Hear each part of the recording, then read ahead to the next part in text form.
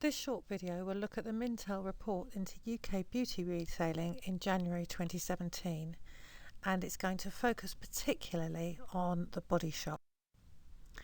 So what we can see here is the size of the personal care and beauty market in the UK, and we can see that currently this market is worth about £10,000 million and has been growing steadily but not very quickly for the past 5 years. And that trend is forecast to continue into the future with possibly some slightly faster growth. And we see that trend confirmed here. In 2016 the market grew by 0.4%. So it's growing but very, very slowly, from 9.7 billion to 9.8 billion. We see that consumers are getting a bit more careful with their money, and so they're spending a little bit less. The beauty segment has fared a little bit better than the personal care segment, and sales there are growing a little bit more strongly. Again, here we see that confirmation that consumers are spending less, particularly on those basic products within the personal care segment. The businesses that are benefiting from the growth are tending to be the discount retailers, those selling at lower prices. They're growing more quickly, and the effect of that is that specialists are struggling to keep their market share. Prospects are a little bit better for niche retailers and for premium retailers, because if they can make their products different to the competition.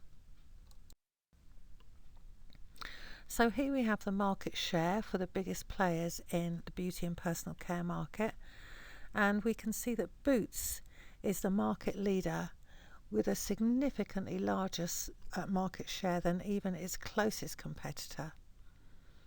Tesco has the second biggest market share.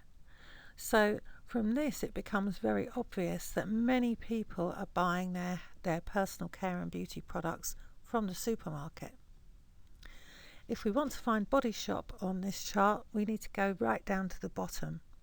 The Body Shop has the 20th biggest market share in this market, and its market share is smaller even than Poundland, with slightly under 1% of this market. So confirmation here again about the discount retailers. We can see that the discount specialist SUPERDRUG has grown its market share in 2016 by about 4%, and also that the discount supermarkets such as Aldi and Lidl are growing their market share very rapidly by 5% in 2016. So what are the trends in this market? Well, one of the trends that is affecting all retailers, and this market is no exception, is the move to online.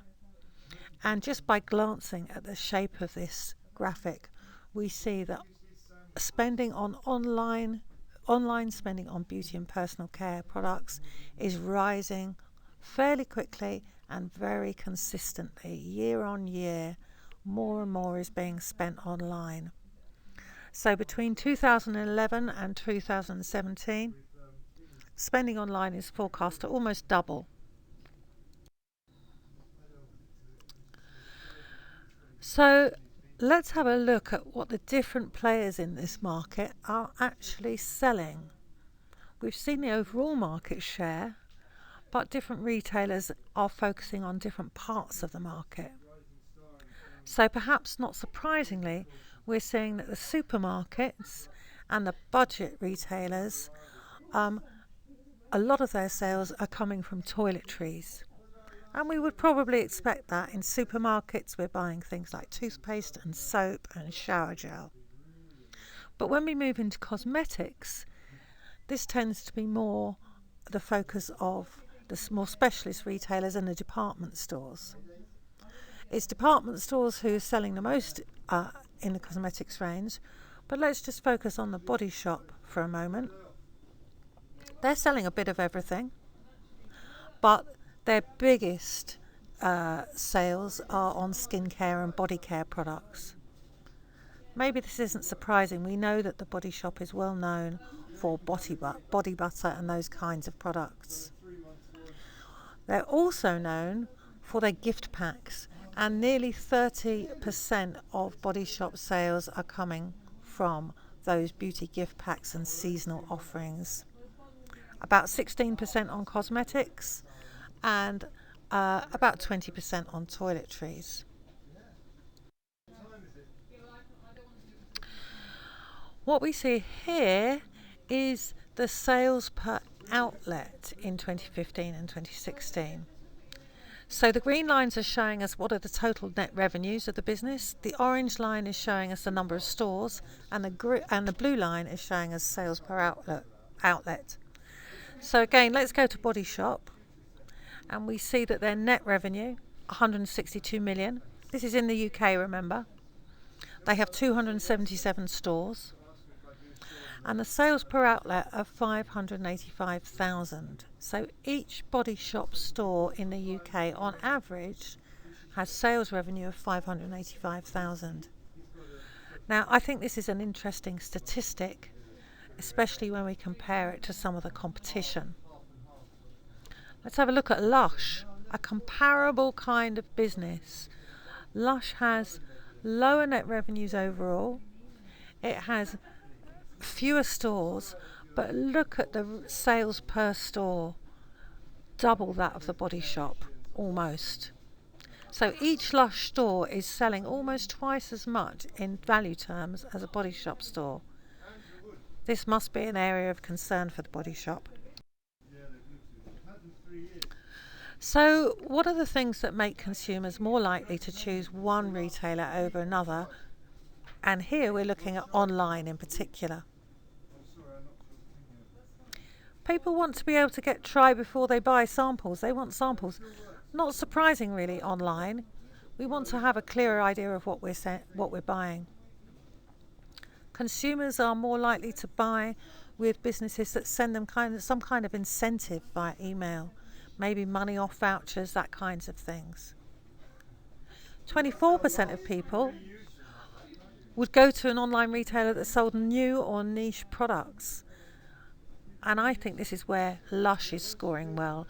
It has some exciting products that perhaps Body Shop don't. So there's a number of different things there that people are using to choose whether to go to one online retailer or another. We need to think about what this means for the Body Shop and their planning for the future.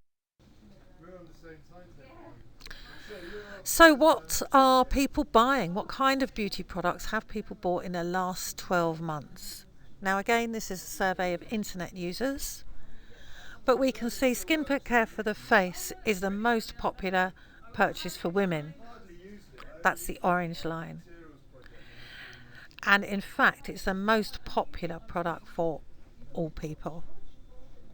But unsurprisingly, if we just look at men on their own, the most popular purchase is fragrance or aftershave. I imagine aftershave in the case of men.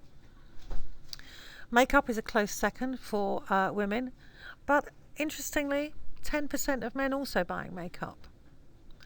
And I think that's one of the most interesting things about this chart is the variety of products that men are buying.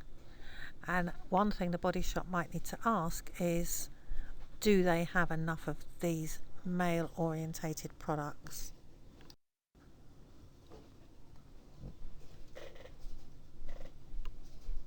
Morning.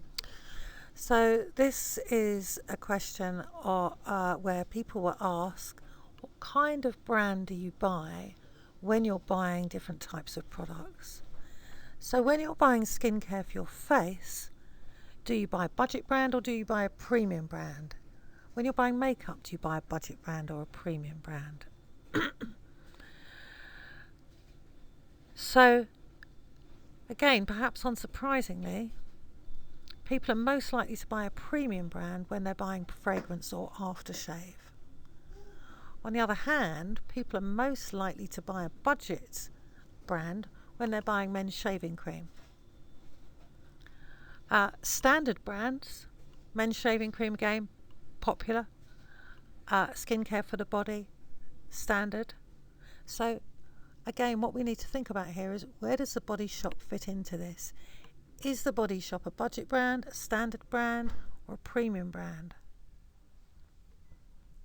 I would think probably Body Shop is somewhere in the middle, and we would think about it as a standard brand.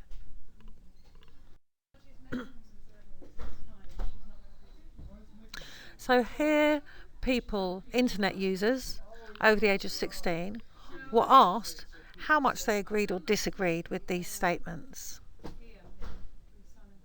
The purple shows us the percentage of people who agreed with the statement. Now for the Body Shop, again, I think this is really interesting. 53% of people wanted more information about environmentally friendly beauty products. 50% of people wanted beauty products made with natural ingredients. Now these are both strong selling, a strong part of the Body Shop offer, and really important to the Body Shop, I think, some of this information. So when MINTEL looked at the Body Shop in particular, what does it come up with? What findings did it come up with? Well, it's picked up on this idea that Lush is outperforming the Body Shop.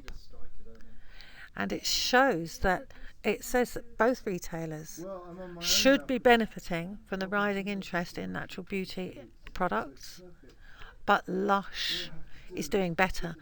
People see Lush as a more trend-setting and innovative brand. By contrast, the Body Shop is struggling to get its message across. And the new chief executive, or the current chief executive, recognises this, I think, and he knows that he needs to increase their focus on environmentally friendliness and on natural products, and he needs to get that message out to consumers.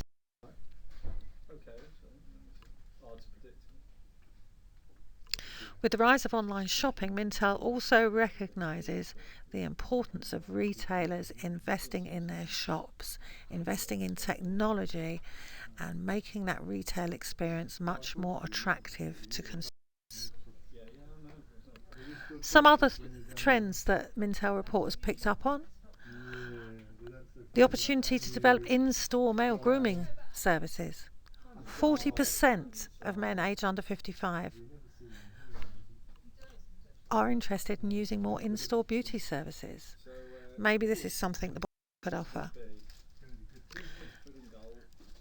Young women were very, very interested in what we call a replenishment service. This idea that you buy something, a product from a retailer, your favourite product, and when your product runs out, the business will automatically send you a replacement. Now this would be a great way for the Body Shop to go, because it guarantees loyalty and it guarantees repeat orders. So, in conclusion, when we look at how the market has changed, who are the winners and losers in this market? Well, MINTEL picks out the discounters like Aldi and Lidl and SUPERDRUG as winners, but it's also picked up Lush as a winner. Now, Lush is one of the Body Shop's closest competitors, and it would appear that they have succeeded where the Body Shop has failed. MINTEL feel that Body Shop's position is neutral. Their sales are falling a little bit, but not too much. And the MINTEL report also identifies some losers. So, lots of information in this video. You might want to go back and examine some of those graphs a bit more closely, but hopefully this has given you a clearer picture of the market and of the Body Shop's position in that market. Thank you for watching.